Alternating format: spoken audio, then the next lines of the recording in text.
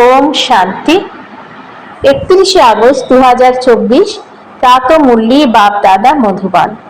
মিষ্টি বাচ্চারা, স্মরণের সাথে সাথে পড়ার প্রতিও সম্পূর্ণ মনোযোগ দিতে হবে।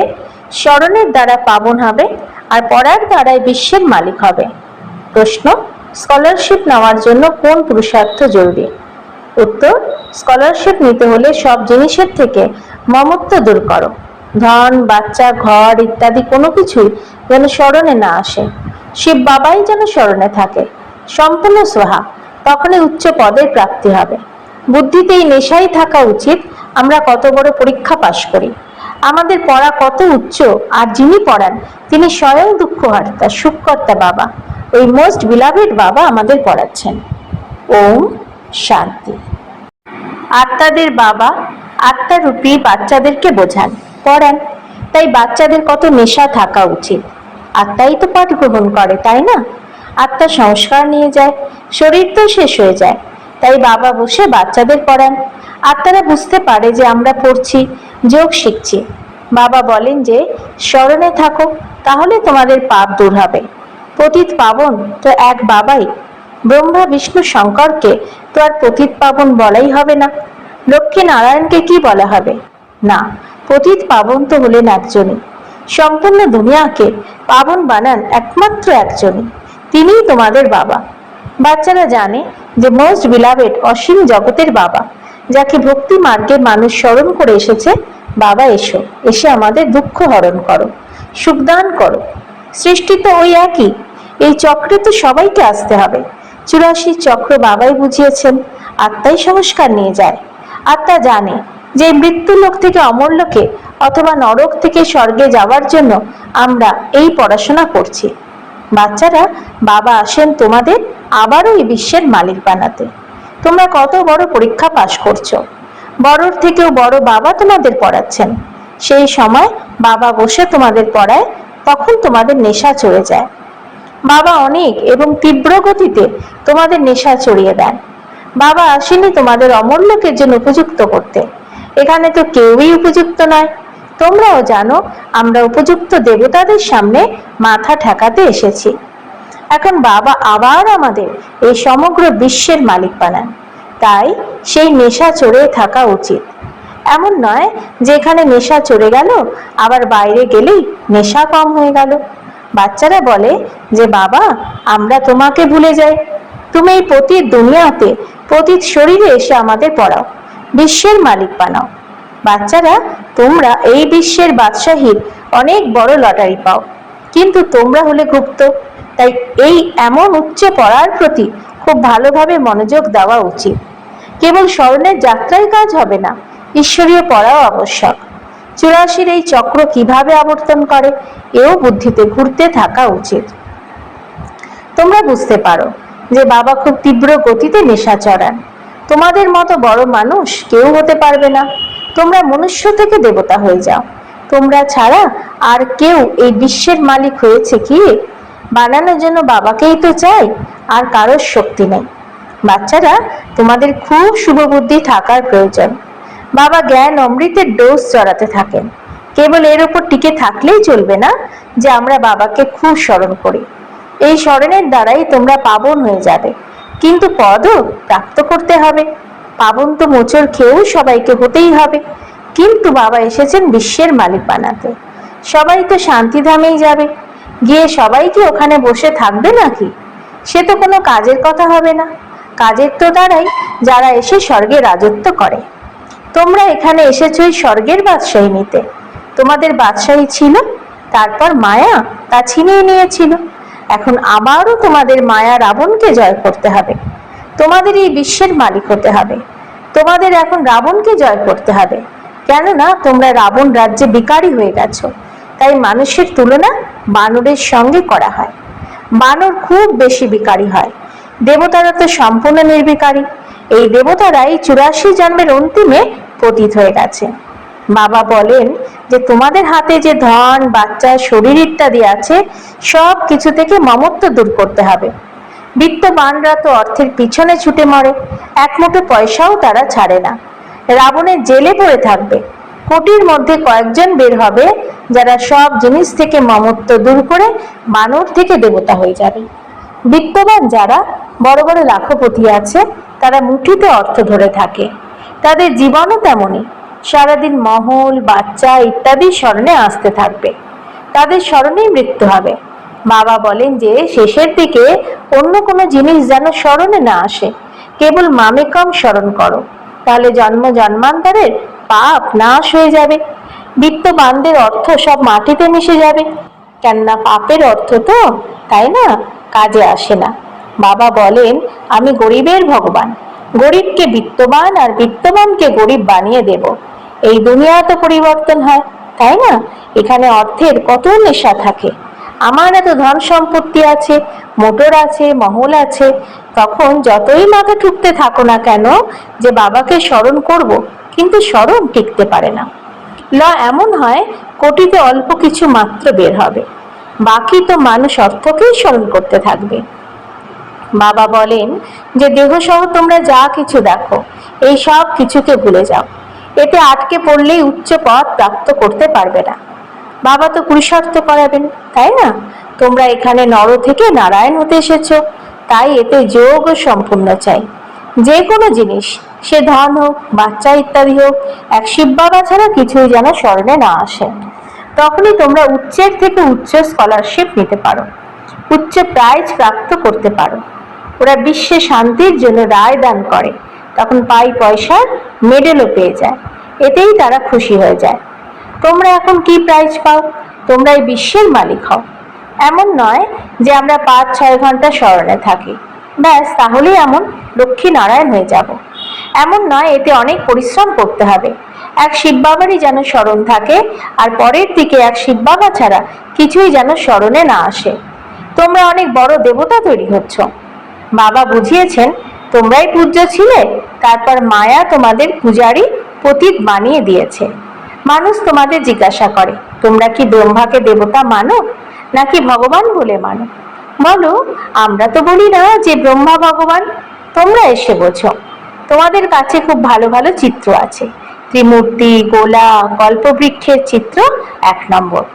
শুরুর দিকের এই 2 চিত্রগুলো প্রধান। এই 2 চিত্রই তোমাদের অনেক কাজে আসবে। লক্ষ্মীনারায়ণের চিত্র তোমরা বিলাতে নিয়ে যাও, এর থেকে তোমরা জ্ঞান ধারণ করতে পারবে না। সব থেকে মুখ্য চিত্র হলো ত্রিমূর্তি, গোলক, কল্পবৃক্ষ। এতে দেখানো হয়েছে কে কে কবে আসে, আদি সনাতন দেবী দেবতা ধর্ম কবে শেষ হয়, এরপর এক ধর্মের স্থাপনা কে করে, অন্য সব ধর্মই শেষ হয়ে যায়। সব থেকে উপরে থাকেন শিব বাবা, তারপরে ব্রহ্মা সব বিষ্ণু, আর বিষ্ণু সব ব্রহ্মা। এ কথা তো বোঝাতে হবে, তাই না? এর জন্যই চিত্র বানানো হয়েছে। বাকি সূক্ষ্মবতন তো কেবল সাক্ষাৎকারের জন্য মানা হয়। বাবা হলেন রচয়িতা, প্রথমে সূক্ষ্মবতনের, তারপরে স্থূলবতনের। ব্রহ্মা তো দেবতা নন, বিষ্ণু হলেন দেবতা। তোমাদের বোঝানোর জন্য সাক্ষাৎকার করানো হয়। প্রজাপিতা ব্রহ্মা তো এখানে আছেন, তাই না? ব্রহ্মার সাথে আছেন ব্রাহ্মণ, তারাই আবার দেবতা হবেন। দেবতারা তো সজ্জিত থাকেন, এদের ফরিস্তা বলা হয়। ফরিস্তা হয়ে তারপর আবার এসে দেবতা পদ পাবেন, গর্ভমহলে জন্ম নেবেন। এই দুনিয়া পরিবর্তন হতে থাকে। ভবিষ্যতে তোমরা সব দেখতে থাকবে। তোমরা আরো সুন্দর এবং মজবুত হয়ে যাবে। আর অল্প সময় বাকি আছে। তোমরা এখানে এসেছো নর থেকে নারায়ণ হওয়ার জন্য। কেউ যদি ফেল করে যায়, সে তখন প্রজা হয়ে যায়। সন্ন্যাসীরা এসব কথা বোঝাতে পারেন না। মানুষ গিয়ে থাকে রাম রাজা রাম প্রজা, তাহলে সেখানে কিভাবে অধর্মের কথা হতে পারে? এই সবই ভক্তি মার্গের কথা। তাই এমন গায়ন আছে যে মিথ্যা মায়া মিথ্যা কায়া। মায়া ধনকে নয়, 5 বিকারকে বলা হয়। ধনকে সম্পত্তি বলা হয়।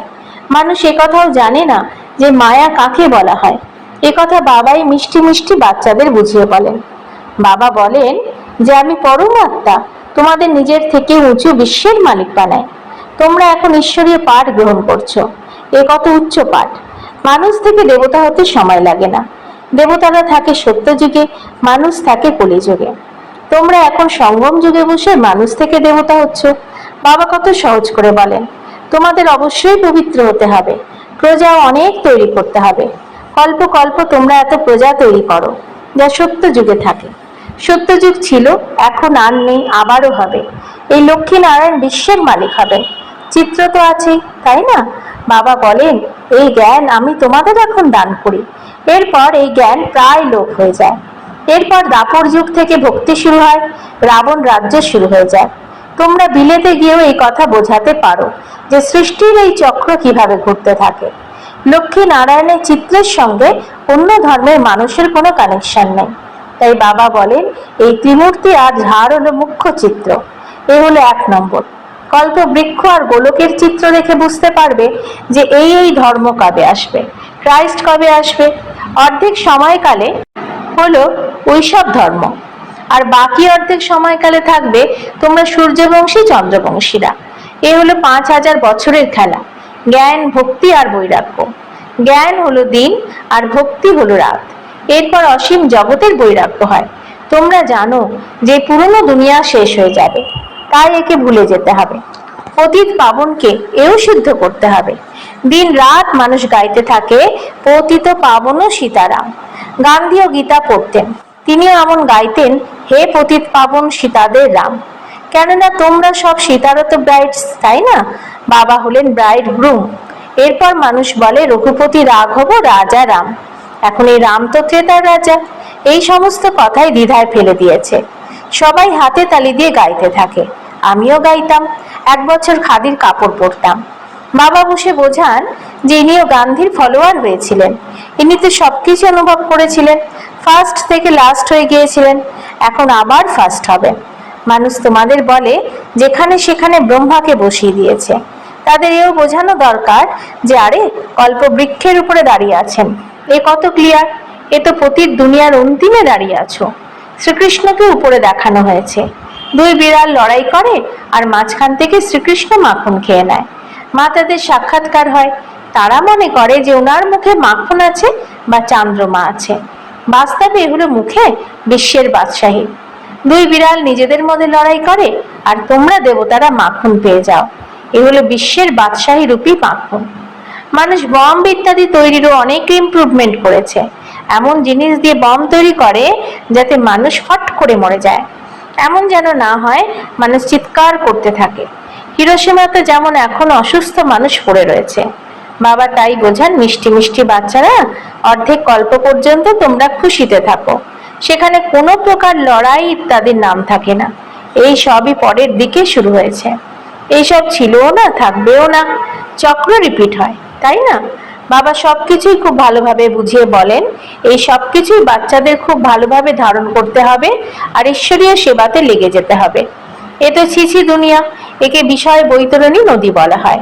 তাই বাচ্চাদের বাবা বসে বুঝিয়ে বলেন, তোমরা নিজেদের ততটা উঁচু মনে করো না যতটা বাবা তোমাদের উঁচু মনে করেন। বাচ্চারা, তোমাদের খুবই নেশা থাকা প্রয়োজন, কেননা তোমরা অনেক উচ্চ কুলের। আচ্ছা, মিষ্টি মিষ্টি হারানিধি বাচ্চাদের প্রতি মাতা পিতা বাপদাদা স্মরণের স্নেহ সুমন আর সুপ্রভাত। আত্মাদের পিতা তার আত্মারূপী বাচ্চাদেরকে জানাচ্ছেন নমস্কার। আমাদেরও বাপদাদাকে ধন্যবাদ, নমস্কার। ধারণার জন্য মুখ্য সার 1। নিজের বুদ্ধিকে সুন্দর করার জন্য রোজ জ্ঞান অমৃতের ডোজ দিতে হবে। স্মরণের সঙ্গে সঙ্গে পড়ার প্রতি অবশ্যই সম্পূর্ণ ধ্যান দিতে হবে, কেননা এই ঈশ্বরীয় পাঠের দ্বারাই উচ্চ পদ প্রাপ্ত হয়। 2, আমরা হলাম উচ্চ থেকে উচ্চ কুলের, স্বয়ং ভগবান আমাদের পড়ান। এই নেশাতেই থাকতে হবে। জ্ঞান ধারণ করে ঈশ্বরীয় সেবাতে লেগে যেতে হবে। বরদান, সন্তুষ্টতার বিশেষত্বের দ্বারা প্রতিটি কড়া পেপারে সফল হয়ে দৃঢ়তা সম্পন্ন ভব। সন্তুষ্টতা হলো ব্রাহ্মণদের বিশেষ লক্ষণ। যে পার্টি পেয়েছ তাতে সন্তুষ্ট থাকাই হলো সামনে এগিয়ে যাওয়া। কিছু যদি নিচে উপরে হয়ে যায়, কেউ যদি ইনসাল্টও করে দেয়, তবুও দাদার বাচ্চা কখনোই কোনো বিষয়ে অসন্তুষ্ট হতে পারে না। সে স্বয়ংও সন্তুষ্ট আর অন্যের প্রতিও সন্তুষ্ট থাকবে। এর জন্য দৃঢ়তা সম্পন্ন সংকল্প করো যে যতই কড়া পেপারে সে যাক না কেন, আমাকে সন্তুষ্ট থাকতে হবে, তাহলে সফল হতে থাকব। স্লোগান, হাসি খুশি সেই হয় যার হৃদয়ে সদা খুশির সূর্য উদিত থাকে। ওম শান্তি।